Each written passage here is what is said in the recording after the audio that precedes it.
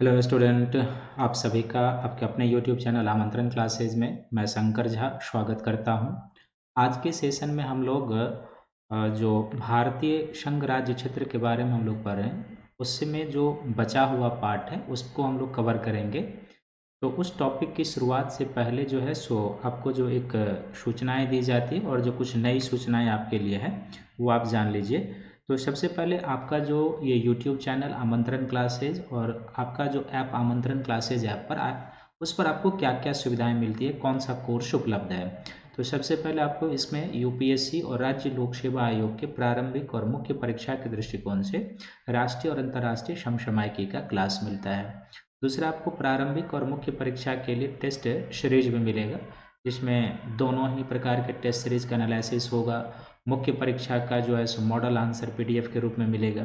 तीसरा, सामान्य अध्ययन से संबंधित सभी विषयों का क्लास लेक्चर आपके लिए उपलब्ध कराया जाएगा। अभी आपको करंट अफेयर्स और पॉलिटी की क्लास मिल रही है, बहुत जल्दी हिस्ट्री और अन्य पेपर का क्लास लॉन्च होगा। साथ ही साथ आपके लिए भूगोल और इतिहास ऑप्शनल पेपर का क्लास भी होगा और निबंध की कक्षाएं भी आपके लिए आयोजित की जाएगी। ये मेरा टेलीग्राम लिंक है, आप इसे ज्वाइन कर लीजिए, क्योंकि यहाँ से आपको class PDF, class time table और क्लास लिंक की प्राप्ति होगी। और ये मेरा मोबाइल नंबर है। इस संदर्भ में यदि आपके पास कोई क्वेरी है तो आप बेशक हमसे चैट कर सकते हैं, फ़ोन कर सकते हैं, कॉन्टैक्ट में आ सकते हैं।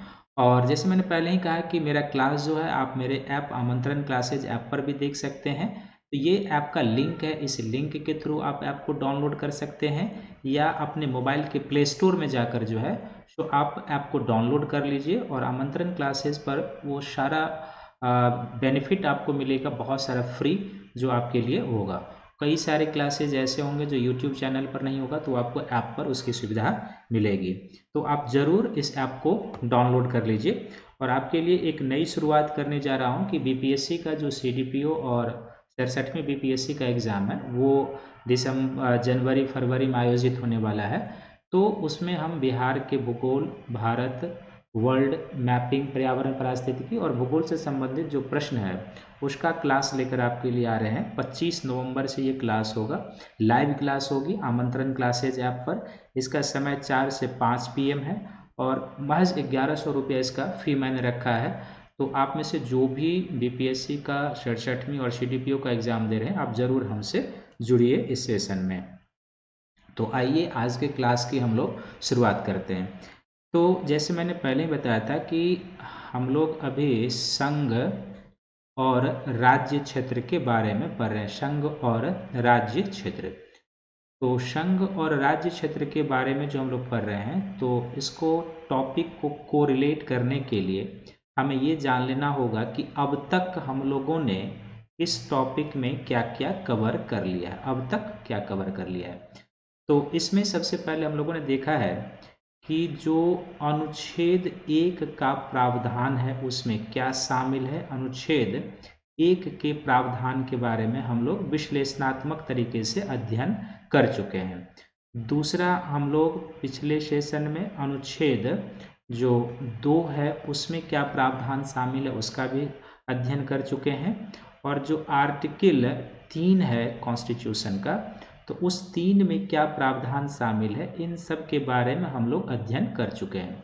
साथ ही एक छोटा सा क्वेश्चनेबल टॉपिक भी हम लोग डिस्कशन कर चुके हैं कि क्या अनुच्छेद 2 और 3 के तहत जो संसद की शक्ति है उसे अनुच्छेद 368 के तहत संविधान संशोधन माना जाएगा या नहीं। तो उसके बारे में हम लोग निष्कर्ष निकाल चुके हैं।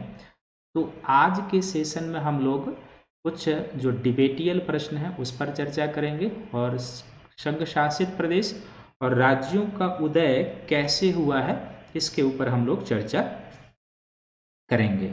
तो आइए सबसे पहले चर्चा को बढ़ाते हैं आगे, यानी कि केंद्र शासित प्रदेश और राज्यों का निर्माण। आज के टॉपिक का पहला हेडिंग क्या हो जाएगा? केंद्र शासित प्रदेश, केंद्र शासित प्रदेश एवं राज्यों का निर्माण। केंद्र शासित प्रदेश एवं राज्यों का निर्माण, राज्यों का निर्माण। तो इस टॉपिक पर हम लोग चर्चा करेंगे और इस टॉपिक को सही तरीके से समझने के लिए क्या होगा कि हमें पूरे ऐतिहासिक पृष्ठभूमि में जाने की ज़रूरत होगी। तो ऐतिहासिक पृष्ठभूमि में जाने के लिए तो सबसे पहले क्या है कि जब हमें आज़ादी मिली थी, यानी कि आज़ादी के समय जो था, जब आज़ादी के समय दैट मीन्स 1947 में, तो 1947 में आज़ादी के समय क्या था कि भारतीय जो क्षेत्र थे ये क्या थे कि 3 प्रकार के राजनीतिक इकाइयों में बटे हुए थे। भारत क्या था, ब्रिटिश शासन के अधीन था। तो भारत ब्रिटिश शासन के अधीन भारत 3 प्रकार के पॉलिटिकल राजनीतिक इकाइयों में बटा हुआ था। कितने प्रकार के? 3 प्रकार के राजनीतिक इकाइयों में बटा हुआ था। और ये जो 3 प्रकार के राजनीतिक इकाइयों में बटा था, तो भारत जो ब्रिटिश शासन के अधीन 3 प्रकार के राजनीतिक इकाइयों में बटा हुआ था, उसमें कौन कौन सा क्षेत्र शामिल था? इसमें एक क्षेत्र शामिल था जिसको हम लोग कहते हैं ब्रिटिश भारतीय प्रांत। क्या कहते हैं इसको? एक क्षेत्र था ब्रिटिश भारतीय प्रांत था। दूसरा जो इसमें क्षेत्र शामिल था उसको हम लोग क्या कहते हैं? देसी रियासत, या इसको हम लोग क्या कहते हैं? प्रिंसली स्टेट कहते हैं, देसी रियासत। और तीसरा इसमें जो क्षेत्र शामिल था वो कमिश्नर के क्षेत्र शामिल थे, कमिश्नरी के प्रांत या कमिश्नर के क्षेत्र शामिल थे। तो स्वतंत्रता के समय ये 3 प्रकार की राजनीतिक इकाइयां भारत में उपस्थित थी जो ब्रिटिश शासन का दिन। कमिश्नरी के क्षेत्र के अंतर्गत जो था एक जो था सो ब्रिटिश बलूचिस्तान था, कुर्ग मारवाड़, इस तरीके के देसी रियासतें थी। तो अब ये जो 3 प्रकार की राजनीतिक इकाइयां थी, इन 3 ही राजनीतिक इकाइयों को क्या था कि भारतीय स्वतंत्रता अधिनियम 1947 के तहत 3 तरह के अधिकार प्राप्त थे। भारतीय स्वतंत्रता अधिनियम 1947 के तहत, भारतीय स्वतंत्रता अधिनियम 1947 के तहत क्या था कि ये 3 इनके पास विकल्प थे, जिनमें से किसी भी विकल्प को ये अपनाने के लिए स्वतंत्र थे। तो इनके पास पहला विकल्प क्या था कि ये भारत में शामिल हो जाएं, भारत में शामिल हो जाएं। पहला क्या विकल्प था? भारत में शामिल हो जाएं। दूसरा इनके पास क्या विकल्प था? खासकर जो दूसरा जो था उनको क्या विकल्प था? तो पाकिस्तान में शामिल हो जाएं। किनके पास? पाकिस्तान में शामिल हो जाएं, पाकिस्तान में। या फिर तीसरा इनके पास क्या विकल्प था? स्वतंत्र रहें, स्वतंत्र रहें। तो ये खासकर किसके बारे में प्रावधान था? तो ये देसी रियासतों के बारे में प्रावधान किया गया था कि जब आज़ादी हुई और भारतीय संघ का निर्माण होना शुरू हुआ, तो ये जो प्रिंसली स्टेट थे, इनके सामने जो ब्रिटिश भारतीय स्वतंत्रता अधिनियम 1947 के तहत था, 3 प्रकार के प्रावधान दिए गए थे कि या तो आप भारतीय संघ में शामिल हो जाइए, या फिर आप पाकिस्तान में शामिल हो जाइए, या फिर क्या रहें? स्वतंत्र रह सकते हैं। तो इस समय ये जो 3 अपॉर्चुनिटी देसी रियासतों को दिया गया था, तो उस समय स्वतंत्रता के समय भारत में कितने देसी रियासतें थी? तो स्वतंत्रता के समय क्या था? स्वतंत्रता के समय भारत में कितने देशी रियासतें थी? तो स्वतंत्रता के समय भारत में लगभग 552 देशी रियासतें थी। कितनी थी? 552 देशी रियासतें। तो ये जो 552 देशी रियासतें थी, इनमें से क्या था कि 539 का भारतीय संघ में 539 का क्या हुआ था? भारतीय संघ में विलय हो चुका था। भारतीय संघ में विलय, भारतीय संघ में क्या हो चुका था? विलय। ये सरदार वल्लभ भाई पटेल और उनके सहयोगी जो बीपी मेनन थे, उनके कौशल का परिणाम था। तो शेष जो 3 बचे रह गए थे, शेष जो 3 बचे रह गए थे, तो जो 3 बचे रह गए थे जिन्होंने भारतीय संघ में शामिल होने से इनकार कर दिया था, उनमें से एक कौन हो जाएगा? एक हो जाएगा जो हैदराबाद रियासत था, वो हैदराबाद रियासत। दूसरा जो इसमें था वो कौन था? जूनागढ़ रियासत, जूनागढ़ रियासत। और तीसरा जो इसमें शामिल था वो कौन था? तो सभी को पता होगा कि जम्मू एंड कश्मीर जो था वो इसमें शामिल था। तो इसके डिटेल में मैं नहीं जाऊंगा, अभी हम सिंपल ये समझ लेते हैं कि आगे चलकर क्या होता है कि हैदराबाद को पुलिस कार्यवाही के द्वारा मिलाया जाता है। हैदराबाद को भारतीय संघ में किस तरीके से पुलिस कार्यवाही के द्वारा एक ऑपरेशन के तहत मिलाया जाता है, और इस ऑपरेशन को कहते हैं ऑपरेशन पोलो कहते हैं। क्या कहते हैं इसको? ऑपरेशन पोलो। तो भारतीय पुलिस सेना सभी के मिलकर क्या होता है कि एक ऑपरेशन चलाया जाता है, और एक सप्ताह के अंदर ही क्या होता है, हैदराबाद पर अधिकार करके भारतीय संघ में शामिल कर लिया जाता है। जो जूनागढ़ रियासत है इसका विलय किस तरह से होता है? तो जनमत संग्रह के माध्यम से होता है, जनमत संग्रह के माध्यम से, जनमत संग्रह के माध्यम से। और जम्मू कश्मीर का जो विलय होता है वो किस पर? तो विलय पत्र पर हस्ताक्षर के द्वारा, विलय पत्र पर हस्ताक्षर के द्वारा, विलय पत्र पर हस्ताक्षर के द्वारा। तो इसकी एक बहुत लंबी चौड़ी प्रक्रिया है। हैदराबाद पर जो पुलिस कार्यवाही हुई थी उसकी, जूनागढ़ में जो जनमत संग्रह हुआ था, किस तरीके से पटेल ने क्या किया था वहां पे, और फिर जम्मू कश्मीर का जो विलय हुआ था ये। तो अब इस तरीके से एक भारतीय संघ का निर्माण हुआ, और ये जो भारतीय संघ का निर्माण हुआ तो इसमें ब्रिटिश भारतीय प्रांत भी शामिल थे, देसी रियासतें भी शामिल हो गई, और जो कमिश्नरी के क्षेत्र थे वो भी शामिल हो गए। एक बार फिर से हम थोड़ा सा रिपीट कर लेते हैं, यानी कि जो केंद्र शासित प्रदेश और राज्यों का जो निर्माण हुआ है, तो थोड़ा सा हम शुरू से गए ताकि आप बेहतर तरीके से समझ सकें कि आज़ादी के समय 1947 में भारत में 3 प्रकार की राजनीतिक इकाइयाँ थी। एक ब्रिटिश भारतीय प्रांत था, देसी रियासतें थी, और कमिश्नरी के क्षेत्र थे। तो ब्रिटिश भारतीय प्रांत को लेकर एक संघ का निर्माण होना शुरू हुआ, और चूंकि संघ के निर्माण की प्रक्रिया काफ़ी लंबे समय से चल रही थी, लेकिन ये जो प्रिंसली स्टेट थे, देसी रियासतें थी, इन्हें भारतीय स्वतंत्रता अधिनियम 1947 के तहत 3 विकल्प इन्हें दिए गए थे कि आप भारत में शामिल हो जाइए, पाकिस्तान में शामिल हो सकते हैं, या फिर आप अपना स्वतंत्र अस्तित्व बनाए रख सकते हैं। तो स्वतंत्रता के समय क्या था कि कुल हमारे यहाँ 552 देसी रियासतें थी, और ये जो 552 देसी रियासतें थी इसमें क्या है कि 549 को भारतीय संघ में विलय कर लिया गया। कई देसी रियासतों ने स्वेच्छा से विलय कर लिया, कई को कूटनीतिक तरीके से, कई पर दबाव, कई तरीके से इसको विलय किया गया। लेकिन 3 जिन्होंने भारतीय संघ में विलय होने से इनकार कर दिया था वो कौन थे? हैदराबाद, इनको पुलिस कार्यवाही और ऑपरेशन पोलो चलाया गया था, इसके तहत इसको मिलाया गया। दूसरा, जूनागढ़ को जनमत संग्रह के द्वारा, और जम्मू कश्मीर को विलय के द्वारा मिला लिया गया। तो ये मोस्ट भी है, आप इसको याद रखेंगे।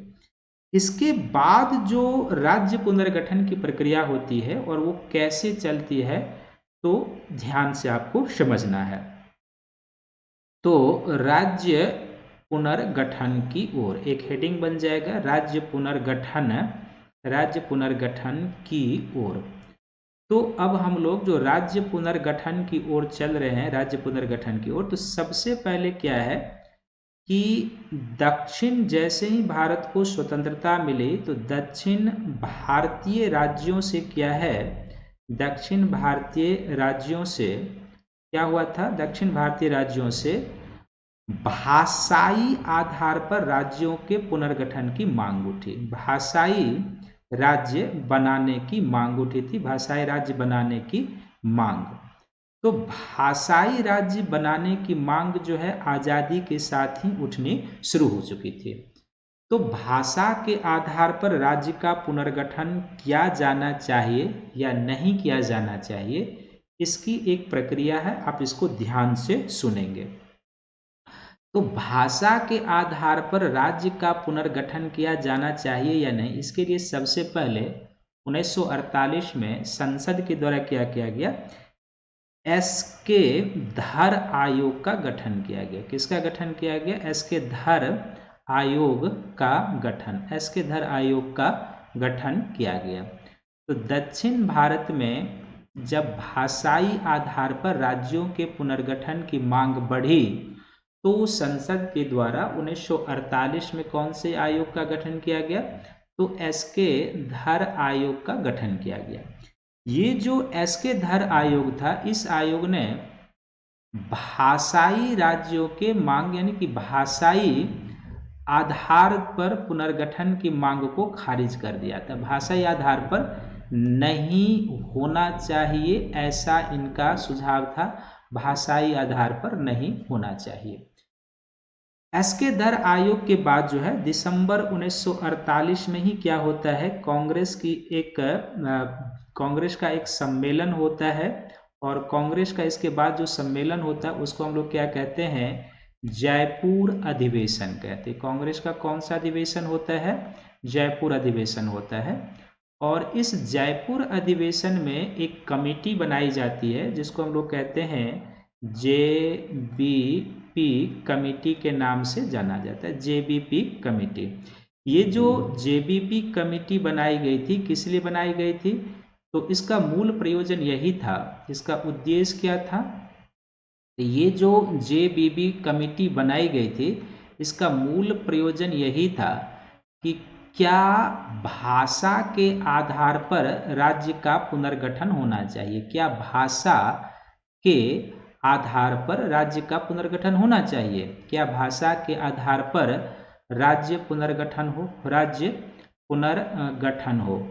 तो इसलिए जो है सो ये कमेटी बनाई गई थी। और ये जो जेबीपी कमेटी है, ये किसमें 3 अल्फाबेट है, 3 इसमें शामिल हैं। तो इसमें यह 3 सदस्यीय कमेटी थी, 3 सदस्यीय कमेटी थी। और ये जो 3 सदस्यीय कमेटी थी, तो इसमें कौन कौन शामिल थे, तो इसमें एक शामिल थे J4 जवाहरलाल नेहरू, JL नेहरू शामिल थे इसमें। B4 कौन से हो जाएंगे, B4 वल्लभ भाई पटेल शामिल थे इसमें, वल्लभ भाई पटेल शामिल थे। और तीसरे इसमें कौन शामिल थे, तो पट्टाभी सीतारमैया शामिल थे, पट्टाभी सीतारमैया।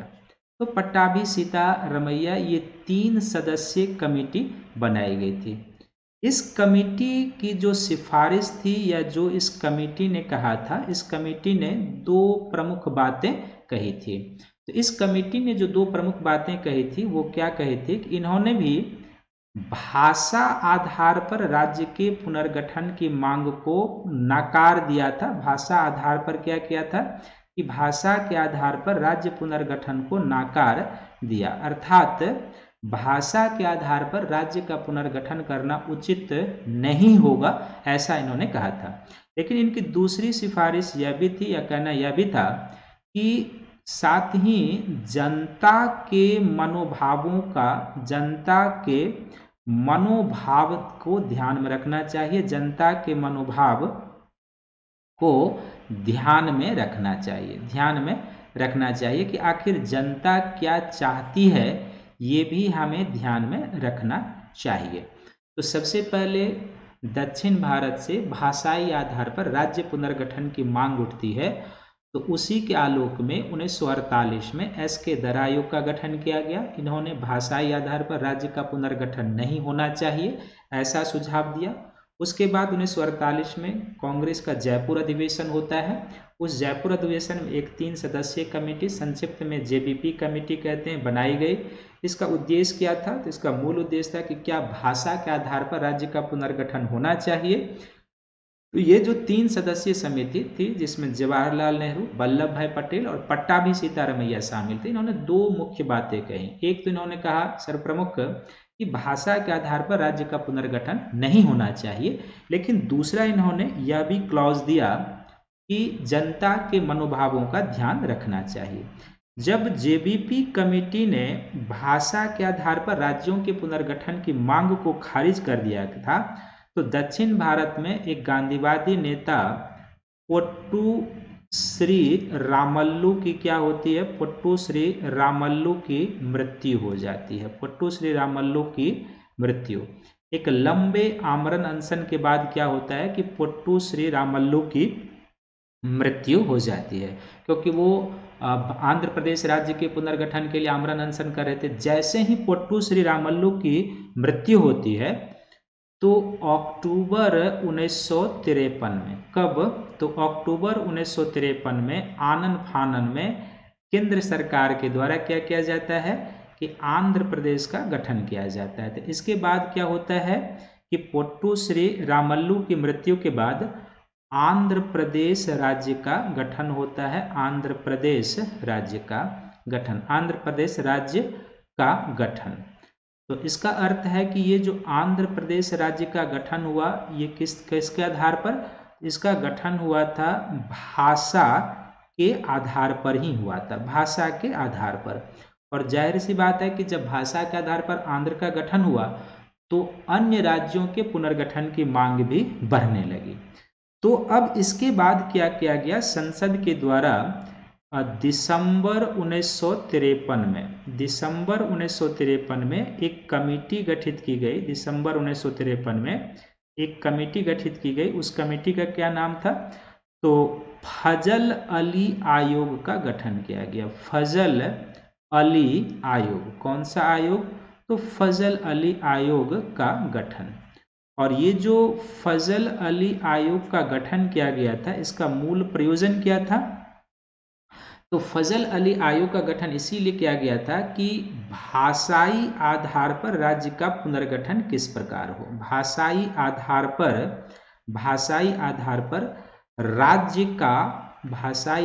पर राज्य का पुनर्गठन कैसे हो, इसी के लिए ये कमेटी बनाई गई थी। और जो फजल अली आयोग था, ये फजल अली आयोग भी क्या था कि 3 सदस्यीय आयोग था। इसमें फजल अली जो थे अध्यक्ष थे, और इसमें एक पंडित हृदयनाथ कुंजरू और के.एम. पनिक्कर थे इसमें सदस्य के रूप में।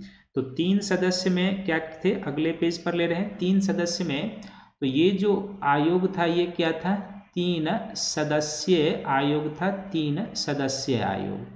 और ये जो 3 सदस्यीय आयोग था, तो इस सदस्य में अध्यक्ष कौन थे? तो जाहिर सी बात है कि जिनके नाम से ये कमीशन जाना जाता है, तो न्यायमूर्ति फजल अली इसके अध्यक्ष थे। न्यायमूर्ति फजल अली। और 2 अन्य सदस्य इसके कौन कौन थे? तो अभी नाम आपको बताया, आप लिख लेंगे। इसके जो सदस्य थे पंडित हृदयनाथ कुंजरू। कौन थे? पंडित हृदयनाथ कुंजरू। तो पंडित हृदयनाथ कुंजरू। और दूसरे सदस्य के रूप में के.एम. पनिक्कर इसमें शामिल थे। के.एम. पनिक्कर इसमें शामिल थे। तो न्यायमूर्ति फजल अली आयोग का जो गठन किया गया था, इन्होंने भाषाई आधार पर तो राज्य की सिफारिश की स्वीकृति दी, लेकिन और कई सारे आधार इन्होंने दिए थे। तो जो न्यायमूर्ति फजल अली आयोग ने क्या किया कि कई सारे क्लॉज के साथ इन्होंने कहा कि भाषा के समरूपता के आधार पर क्या होना चाहिए कि भाषाई और सांस्कृतिक एकरूपता के आधार पर राज्य का गठन होना चाहिए। तो इस आयोग का जो सुझाव था, यानी कि जो फजल अली आयोग का सुझाव था, वो क्या था? तो कई सारे क्लॉज को लगाते हुए इन्होंने कहा कि भाषाई और सांस्कृतिक एकरूपता, भाषाई एवं सांस्कृतिक एकरूपता है जो राज्य के पुनर्गठन का एक आधार होना चाहिए। सांस्कृतिक एक रूपता। इसके अलावा इन्होंने और क्या क्या कहा? तो इन्होंने कहा कि देश की एकता और अखंडता को भी ध्यान में रखना चाहिए। जो नए राज्य बन रहे हैं उनकी वित्तीय, आर्थिक और क्या प्रशासनिक दक्षता होगी, इसको भी ध्यान में रखा जाना चाहिए। अपने संसाधनों से वो किस प्रकार विकसित कर सकते हैं, इसको भी ध्यान में रखा जाना चाहिए। और किस तरीके से वो जन कल्याणकारी योजनाओं का संवर्धन कर सकते हैं, इसको भी ध्यान में रखा जाना चाहिए। इसका अर्थ ये हुआ कि न्यायमूर्ति फजल अली आयोग ने 5 आधार दिए थे राज्यों के पुनर्गठन करने के लिए। एक, उन्होंने कहा कि सबसे पहले आपको ध्यान में रखना है राज्य का पुनर्गठन करते समय कि देश की एकता और अखंडता को ध्यान में रखना है। दूसरा, भाषाई और सांस्कृतिक एकरूपता को ध्यान में रखना है। तीसरा, जो नए राज्य आप बनाने जा रहे हैं, आपको देखना है कि उसकी वित्तीय, उसकी प्रशासनिक जो वैबिलिटी है वो कितनी संभव है, कितने आगे होगी, वो अपने संसाधन के बल पर वो कितना आगे बढ़ सकते हैं। और 5वां कि जो जन कल्याणकारी योजना है वो किस तरीके से लागू कर सकते हैं अपने संसाधनों के बदौलत। ये तो जब भाषाई आधार पर राज्य पुनर्गठन की सिफारिश फजल अली आयोग ने कर दिया था, तो इस आयोग का रिपोर्ट कब आया था? तो आयोग का रिपोर्ट जो है 1955 में इन्होंने अपना रिपोर्ट दिया था। 1955 में आयोग ने सुझाव दिया था, आयोग का सुझाव या आयोग का रिपोर्ट प्रकाशित हुआ, आयोग का रिपोर्ट। तो आयोग का जो रिपोर्ट प्रकाशित हुआ उसमें 5 पॉइंट हमने बताया, और जो सुझाव था कि आप भाषाई और सांस्कृतिक एकरूपता को ध्यान में रखते हुए क्या कर सकते हैं? राज्य का पुनर्गठन कर सकते हैं। जब इन्होंने राज्य का पुनर्गठन करने की सिफारिश कर दी तो उसके बाद क्या होता है? 1956 में राज्य पुनर्गठन आयोग पारित किया जाता है। 1956 में क्या होता है? तो 1956 में राज्य पुनर्गठन आयोग पारित, राज्य पुनर्गठन आयोग जो है राज्य पुनर्गठन अधिनियम पारित होता है। राज्य पुनर्गठन अधिनियम पारित, राज्य पुनर्गठन अधिनियम लाया जाता है। और राज्य पुनर्गठन अधिनियम के बाद संविधान का क्या होता है? 1956 में ही 1956 में 7वां संविधान संशोधन पारित होता है। 1956 में कौन सा? तो संविधान का 7वां संशोधन अधिनियम पारित किया जाता है। 7वां संशोधन अधिनियम पारित। 7वां संशोधन अधिनियम क्या होता है? पारित। 7वां संशोधन अधिनियम पारित। और इस 7वें संशोधन अधिनियम के तहत जो होता है, जो 56 में शामिल था, तो इसमें सबसे पहला क्या प्रावधान किया गया कि संविधान में जो भाग क और जो भाग तरीके से जो भाग क और भाग ख को क्या किया गया? भाग ख को आपस में मिला दिया गया। आपस में क्या किया गया? आपस में मिला दिया गया, आपस में मिला दिया गया। और जब इसको आपस में मिला दिया गया तो फिर आगे क्या किया गया कि दूसरा इसके तहत कि भाग ग को समाप्त कर दिया गया। भाग ग को इस अमेंडमेंट के तहत क्या कर दिया गया? समाप्त कर दिया गया, समाप्त कर दिया गया। और इसके बाद जो कर दिया गया, इसके बाद जो है 1 नवंबर, इन दोनों प्रावधान को करने के बाद जो है 1 नवंबर 1956 को, तो यहाँ पर एक बार फिर से आपके सामने में कि 25 नवंबर से मैं बिहार बीपीएससी के लिए और सीडीपीओ के लिए भूगोल का एक स्पेशल पैकेज आप लोगों के लिए ला रहे हैं, तो आप ज़रूर इसमें पार्टिसिपेट कीजिए। ये लाइव क्लास होगा, ऐप पर होगा, तो ज़रूर आप इसमें पार्टिसिपेट कीजिए। ऐप डाउनलोड कर लीजिए अगर आप बीपीएससी की तैयारी कर रहे हैं तो इसके बाद क्या है कि 1 नवंबर 1956 को, 1 नवंबर 1956, तो 1 नवंबर 1956 को क्या हुआ कि भारत में उस समय कितने राज्य और कितने संघ शासित प्रदेश? तो उस समय 14 राज्य, उस समय 14 राज्य एवं कितने? 6 संघ शासित प्रदेश का पुनर्गठन किया गया, या 6 संघ शासित प्रदेश बनाए गए। तो उस समय जो 6 संघ शासित प्रदेश बनाए गए उसमें कौन कौन शामिल था? तो 6 संघ शासित प्रदेशों में एक अंडमान निकोबार शामिल था, एक अंडमान निकोबार द्वीप समूह, अंडमान निकोबार। दूसरा जो इसमें शामिल था वो कौन था? दिल्ली संघ शासित प्रदेश शामिल था, दिल्ली। तीसरा जिसमें शामिल था वो कौन था? इस समय हिमाचल प्रदेश को भी संघ शासित प्रदेश का ही दर्जा प्राप्त था। चौथा इसमें मणिपुर शामिल था। कौन कौन शामिल था? तो मणिपुर शामिल था। पांचवा इसमें त्रिपुरा शामिल था, त्रिपुरा शामिल था। और छठा जो इसमें शामिल था वो कौन था? तो जो लक्षद्वीप जिसको आप कहते हैं, वो उस समय लक्षद्वीप नहीं था बल्कि लकाद्वीप, मिनिकॉय,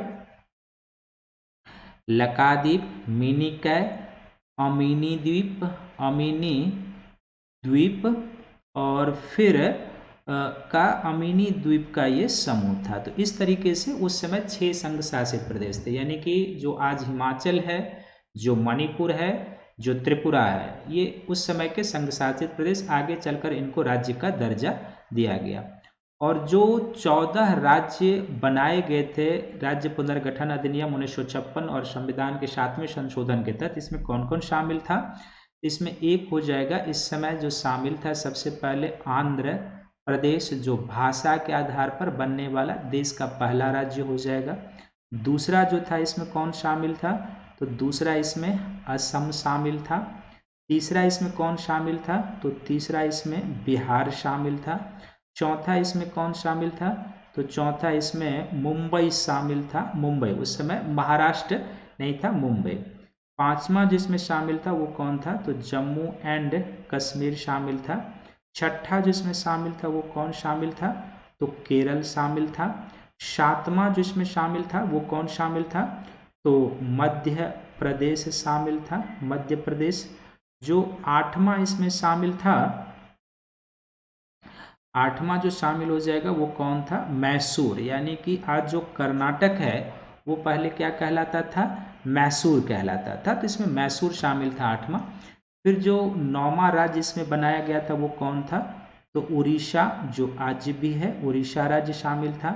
जो 10वां इसमें शामिल है वो कौन था? तो पंजाब शामिल था। 11वां जो राज्य इसमें शामिल था वो कौन था? तो राजस्थान इसमें शामिल था। जो 12वां राज्य इसमें शामिल था वो कौन था? तो उत्तर प्रदेश शामिल था, संयुक्त प्रांत के रूप में उत्तर प्रदेश शामिल था। जो 13वां था इसमें कौन शामिल था? तो 13वें राज्य के रूप में इसमें पश्चिम बंगाल शामिल था। और 14वें राज्य के रूप में जो इस समय शामिल था, 14वें राज्य के रूप में वो कौन शामिल था? तो जो आज तमिलनाडु है पहले वो मद्रास के रूप में शामिल था। तो इस तरीके से जो राज्य पुनर्गठन का एक इतिहास है, इसको मैं फिर से एक बार रिपीट कर देता हूं, तो आप ध्यान से इसको सुन लेंगे। एक कड़ी में आपको बता देते हैं। तो केंद्र शासित प्रदेश और राज्यों के जो निर्माण की प्रक्रिया है वो क्या है? तो आज़ादी के समय 1947 में भारत में 3 प्रकार की राजनीतिक इकाइयां थी। एक ब्रिटिश भारतीय प्रांत, दूसरा देसी रियासतें और तीसरा कमिश्नर के प्रांत। तो भारतीय स्वतंत्रता अधिनियम 1947 के तहत क्या था? जो प्रिंसली स्टेट थे, देसी रियासतें, इनको 3 अथॉरिटी दिया गया था। या तो आप भारतीय संघ में शामिल हो जाएं, या पाकिस्तानी संघ में शामिल हो जाएं, या फिर आप स्वतंत्र रहें। तो स्वतंत्रता के समय क्या था कि देश में 552 देशी रियासतें थी, जिनमें 549 का विलय कर लिया गया। 3 देशी रियासतें बचे रह गए थे, एक हैदराबाद था, दूसरा जूनागढ़ और तीसरा क्या था? जम्मू एंड कश्मीर। तो बाद में हैदराबाद को पुलिस कार्यवाही के तहत बुलाया गया, 1 सप्ताह की पुलिस की कार्यवाही हुई, ऑपरेशन चला और ऑपरेशन पोलो के तहत मिलाया गया। जूनागढ़ में जनमत संग्रह और जम्मू कश्मीर के जो महाराजा थे उन्होंने विलय पत्र पर हस्ताक्षर किया और फिर उसका भारतीय संघ में विलय हुआ। अब इसके बाद जो राज्य पुनर्गठन की ओर हम लोग बढ़ते हैं, तो आज़ादी के साथ ही क्या था कि दक्षिण भारत से भाषाई आधार पर राज्यों के पुनर्गठन की मांग उठने लगी थी। तो भाषाई आधार पर राज्यों का पुनर्गठन हो या नहीं, इसके लिए सबसे पहले क्या है कि 1948 में एसके धर आयोग का गठन किया गया। तो इस आयोग ने क्या किया था? उस समय भाषाई आधार पर राज्यों के पुनर्गठन के मांग को खारिज कर दिया था कि नहीं होना चाहिए। इसके बाद क्या है? एसके धर आयोग के बाद 1948 में कांग्रेस का जयपुर अधिवेशन होता है और इस जयपुर अधिवेशन में एक कमेटी बनाई जाती है जिसको हम लोग क्या कहते हैं? JBP committee. तो ये जो जेबीपी कमेटी थी ये 3 सदस्य थे, जिसमें जवाहरलाल नेहरू, वल्लभ भाई पटेल और पट्टाभी सीतारामैया शामिल थे। इसका उद्देश्य क्या था? तो ये देखना था कि क्या भाषा के आधार पर राज्यों का पुनर्गठन होना चाहिए या नहीं। फिर इसकी जो सिफारिशें आई थी, 2 प्रमुख पॉइंट थी। इन्होंने भाषा के आधार पर राज्य के पुनर्गठन को खारिज कर दिया था, लेकिन इन्होंने कहा कि जन भावना का ख्याल रखा जाना चाहिए। जब जेबीपी कमेटी ने भाषा के आधार पर राज्यों के पुनर्गठन को खारिज कर दिया था, तो दक्षिण भारत में एक लंबे आमरण अनशन के बाद गांधीवादी नेता पोट्टू श्रीरामल्लू की मृत्यु हो गई। जैसे ही पोट्टू श्रीरामल्लू की मृत्यु होती है तो आनंद फानन में केंद्र सरकार के द्वारा अक्टूबर 1953 में आंध्र प्रदेश राज्य का गठन किया जाता है और ये आंध्र प्रदेश राज्य मद्रास से अलग करके बनाया जाता है। तो भाषा के आधार पर जो है पहला राज्य बना था, ये भाषा के आधार पर पहला राज्य बना था। अब जब एक राज्य बन गया तो अन्य भाषाई राज्यों के गठन की मांग होने लगी, तो दिसंबर 1953 में ही केंद्र सरकार के द्वारा इस पर एक आयोग बनाया गया, जिसको हम लोग क्या कहते हैं, न्यायमूर्ति फजल अली आयोग कहते हैं। ये जो फजल अली आयोग का गठन किया गया था, किस लिए किया गया था, तो भाषाई आधार पर राज्य का पुनर्गठन कैसे हो या राज्य पुनर्गठन पर क्या प्रक्रिया अपनाया जाना चाहिए, इसको लेकर गठित किया गया था। ये 3 सदस्यीय कमेटी थी, और ये जो 3 सदस्यीय कमेटी थी, इसमें शामिल कौन कौन थे, तो इसमें एक अध्यक्ष के रूप में न्यायमूर्ति फजल अली शामिल थे, और सदस्य के रूप में पंडित हृदयनाथ कुंजरू और के.एम. पनिक्कर इसमें शामिल थे। तो इस आयोग का जो फजल अली आयोग थे, 1955 में इस आयोग ने अपनी रिपोर्ट सौंपी थी 1955 में, और इसमें इन्होंने सुझाव दिया था कि भाषा एवं सांस्कृतिक एकरूपता को राज्यों के पुनर्गठन का आधार बनाया जा सकता है। इसके अलावा इन्होंने और क्या क्या सिफारिश दी थी कि देश की एकता और अखंडता को भी ध्यान में रखना है, जो नए राज्य बना रहे हैं उसकी अपनी एडमिनिस्ट्रेटिव इकोनॉमिकल फिजिबिलिटी कितनी होगी वो ध्यान में रखना है, अपने संसाधनों के बल पर ये किस तरीके से विकसित हो सकते हैं वो, और जन कल्याण की योजनाएं कैसे ये लागू कर सकते हैं, इनके पास क्या रिसोर्सेज है वो भी आपको ध्यान में रखना है। तो जब भाषाई और सांस्कृतिक एकरूपता के आधार पर इन्होंने राज्य के गठन की अनुमति दी, तो 1956 में राज्य पुनर्गठन अधिनियम पारित किया गया। कौन सा अधिनियम, तो राज्य पुनर्गठन अधिनियम पारित। और फिर क्या है कि 1956 में ही संविधान का 7वां संशोधन अधिनियम पारित किया गया, और ये जो 7वां संशोधन अधिनियम 1956 में पारित किया गया, इसके तहत क्या किया गया कि उस समय जो संविधान में भाग क और भाग ख के राज्य थे, तो भाग क और भाग ख के राज्य को आपस में मैच कर दिया गया, और जो भाग ग के राज्य थे उनको क्या कर दिया गया, समाप्त कर दिया गया। यानी इसका अर्थ यह भी हुआ कि वो क और ख में ही चले गए। और फिर क्या है कि 1 नवंबर 1956 को क्या है कि उस समय 14 राज्य और 6 संघ शासित प्रदेश बनाए गए। जो 6 संघ शासित प्रदेश बनाए गए, इसमें अंडमान निकोबार है, दिल्ली है, हिमाचल है, मणिपुर है, त्रिपुरा है, लक्षद्वीप, मिनिकॉय और क्या है, अमीनी द्वीप है। आगे चलकर हिमाचल, त्रिपुरा और जो मिजोरम है ये क्या पा गए, राज्य का दर्जा पा गए, राज्य का दर्जा। और दिल्ली आज भी केंद्र शासित प्रदेश के रूप में, राष्ट्रीय राजधानी क्षेत्र अंडमान आज भी, और लक्षद्वीप, मिनिकॉय, अमीनी द्वीप सभी मिलाकर आगे चलकर क्या बन जाएंगे, आगे चलकर ये बन जाएंगे, देखेंगे हम लोग, ये लक्षद्वीप समूह के रूप में जाने जाएंगे, लक्षद्वीप समूह के रूप में।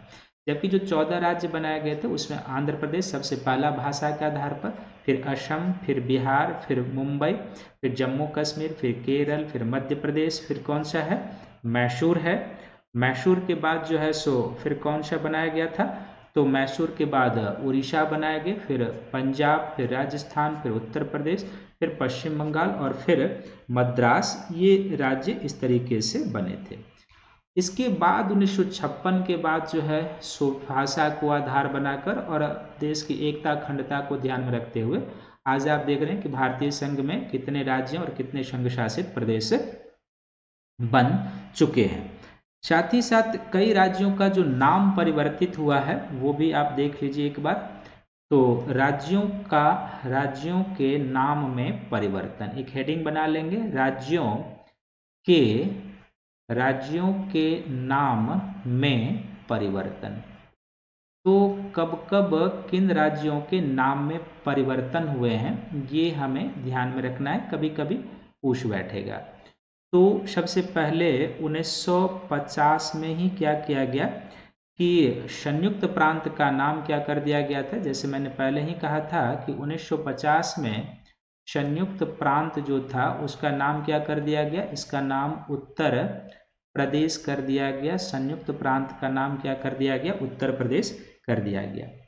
1969 में जो है सो मद्रास का जो नाम है, जो 14 राज्यों में मद्रास शामिल था, इसका क्या कर दिया गया, तो इसका नाम कर दिया गया तमिलनाडु कर दिया गया, तमिलनाडु हो गया 1969। 1973 में जो मैसूर है, तो मैसूर रियासत होता था पहले, तो मैसूर का नाम बदल कर दिया गया यहाँ पे कर्नाटक कर दिया गया 1973 में। 1992 में जो दिल्ली है इसका क्या नाम कर दिया गया, तो दिल्ली संघ शासित प्रदेश का नाम जो है राष्ट्रीय राजधानी क्षेत्र दिल्ली कर दिया गया। क्या कर दिया गया, राष्ट्रीय राजधानी क्षेत्र कर दिया गया, राष्ट्रीय राजधानी क्षेत्र यानी कि नेशनल कैपिटल रीजन कर दिया गया, नेशनल कैपिटल रीजन, जिसको हम लोग संक्षिप्त में क्या कहते हैं, एनसीआर कहते हैं। और ये जो एनसीआर बनाए गए थे किस अमेंडमेंट एक्ट के तहत, तो 69वें संविधान संशोधन अधिनियम के तहत। किसके तहत, तो 69वें संविधान संशोधन अधिनियम के तहत। ये पूछा जा सकता है आपसे कि दिल्ली को राष्ट्रीय राजधानी क्षेत्र का दर्जा जो है सो किस संविधान संशोधन अधिनियम के तहत दिया गया, तो 69वें संविधान संशोधन अधिनियम के तहत इसे दिया गया था 1992 में। फिर 2000 में जो उत्तराखंड राज्य बना था, तो पहले उत्तरांचल था, लेकिन 2006 में इसे क्या कर दिया गया, तो जिस समय 2000 में ये गठित हुआ था उस समय इसका नाम उत्तरांचल था, लेकिन अब हम लोग इसको क्या कहते हैं, उत्तराखंड कहते हैं, उत्तराखंड कहते हैं, यानी कि अब ये उत्तराखंड। इसी तरीके से 2006 में ही क्या है कि जो पांडिचेरी संघ शासित प्रदेश था है, तो पांडिचेरी संघ शासित प्रदेश का नाम क्या कर दिया गया है, पुडुचेरी कर दिया गया है, पुडुचेरी कर दिया गया है। और 2011 में जो है उड़ीसा का भी नाम बदल गया, तो इसको पहले हम लोग क्या कहते थे, उड़ीसा कहते थे, अब इसका नाम ओडिशा हो गया है। अब इसका नाम क्या हो गया है, ओडिशा हो गया है, ओडिशा हो गया है। तो इस तरीके से राज्यों के नाम में भी परिवर्तन हुए हैं, और परिवर्तन की जो प्रक्रिया है क्या है, ये आपने पिछले वीडियो में देख लिया है।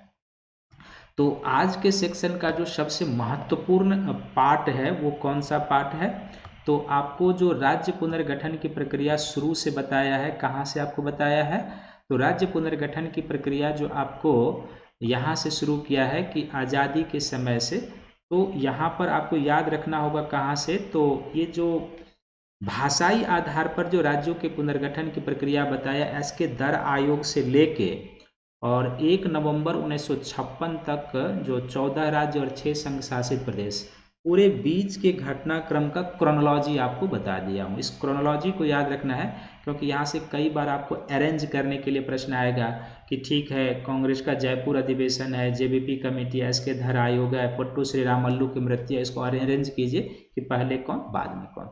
तो बहुत ही मार्वलस प्रीलिम्स का क्वेश्चन यहाँ से बनता है, इसको आप ध्यान में रखेंगे। तो मैं उम्मीद करता हूँ कि ये लेक्चर आपको उतना ही अच्छा लगा होगा जितना पीछे वाला। तो पीछे वाला और इस दोनों को आप जोड़ लेंगे तो आपका संघ और जो राज्य क्षेत्र है वो पूरे की पूरी कवर हो गई है। इसमें जो कुछ महत्वपूर्ण सेक्शन है, जैसे मैंने पहले टॉपिक में कहा था कि जो भारतीय संघ और अमेरिकी संघ में क्या अंतर है, एक नए बड़े राज्य बनाम छोटे राज्य और विशेष राज्य का दर्जा, तो इन तीनों सेक्शन पर हम एक अलग वीडियो में आपके साथ मिलेंगे। तब तक इस वीडियो को आप लोग देखिए, लाइक कीजिए, शेयर कीजिए, सब्सक्राइब कीजिए, चैनल को ज़रूर सब्सक्राइब कीजिए और अधिक से अधिक लोगों तक शेयर कीजिए ताकि लोगों को क्वालिटी मटेरियल मिल सके। तो सभी को थैंक यू है, धन्यवाद है। आप लोग ज़रूर इस वीडियो को देखिए, लाइक कीजिए, शेयर कीजिए, सब्सक्राइब कीजिए और मिलते हैं आपसे अगले वीडियो में। तब तक के लिए सभी को बहुत बहुत धन्यवाद है।